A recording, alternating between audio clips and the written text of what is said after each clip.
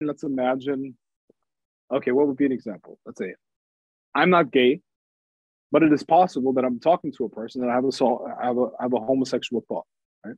Now, if I identify with my thoughts, I'm going to be like, okay, but what I'm saying is that's just a thought, and thoughts are not necessarily what pops into your mind is not necessarily controlled by you. It's something that just comes from like there are a million different options of how that thought could pop into your mind. It pops out of your subconscious. So the problem is when you identify with the thoughts and you're like, no, I don't want to think that. If you think I don't want to think that, you're building up a resistance. So you keep that thought. Ironically, you keep that thought in place because you're giving it energy, and at the same time, you're robbing yourself of the energy because it takes a lot of effort and psychic energy to resist all of that stuff, right? And at one point, ironically, you're going to strengthen that thing to a point where it's going to take over.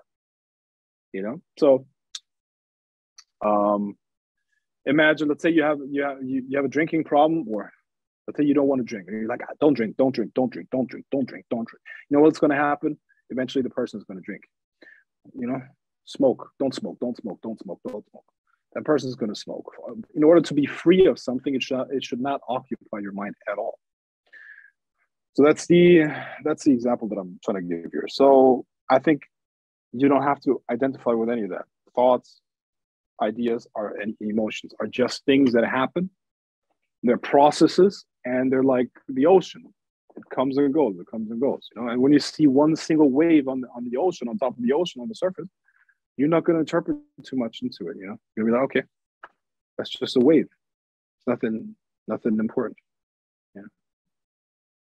Yeah. Yeah, and I guess that just brings everybody back to the importance of meditation. Yeah, exactly. It's okay if you have thoughts of somebody, whatever. Let's not go there. Yeah. Just learning to, I guess, let the thoughts just pass through. I think that was one of the weirdest things when I started meditating, was realizing I wasn't my thoughts.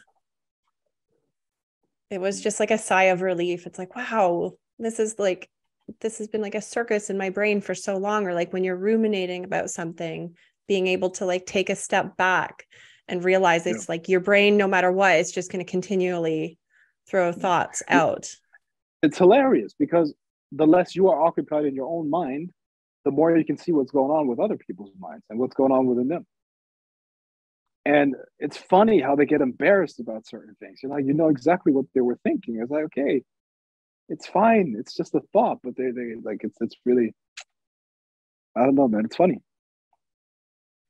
People create their own hell or their own heaven within themselves. It's literally us who are creating this experience. Yeah, it's a sad thought to think that people are just going about their entire lives, never once realizing that the thoughts aren't them. They give it so much power. They create their entire lives based off of maybe even like what these different thought forms or entities, things like that, could just be like talking to them, feeding different thoughts, and they could just think that's them. Yeah. Mm-hmm. Yeah, exactly. That's why people ask me, how you're so confident, Frank? How are you so? You always seem so confident. You always seem to know what you want to say, or sorry, you always seem to. I like how you speak your mind. First of all, what else would I be speaking except my mind, right? Somebody else's mind, probably not, right?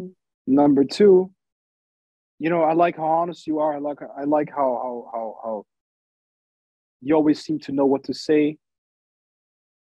Well, first of all, I am confident, not because I think I run the world or whatever, but I know that no matter what happens in the outside world, my state of consciousness and my state of mind is under my control.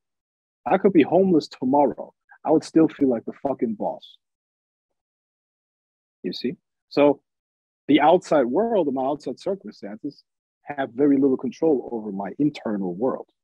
And that is the key to real confidence. If your confidence can be taken from you through some outside circumstance, you're still a slave. Absolutely, no matter what. You know.